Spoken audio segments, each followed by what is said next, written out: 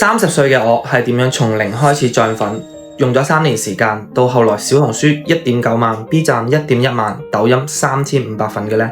我總結咗3點呢，分享俾大家。第一呢係做家課，喺起號之前呢，其實我花咗好多心機呢，研究類似領域嘅老師啦做嘅高讚內容啦，研究佢哋嘅內容類型啊，同埋拍攝風格，同埋最緊要嘅係我做唔做到。千祈唔好眼高手低啊！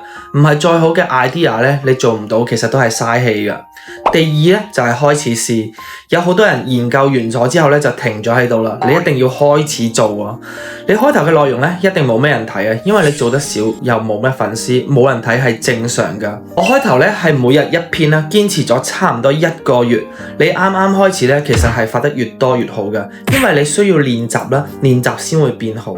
最後係系列化嘅內容，如果你有一條片咧成效唔錯咧，嘗試將佢變成系列化嘅內容，因為咁樣咧觀眾先會有期待，有期待咧佢先會更容易關注你。如果咧你仲有啲咩問題嘅話咧，歡迎你留言話俾我聽，我會答你㗎。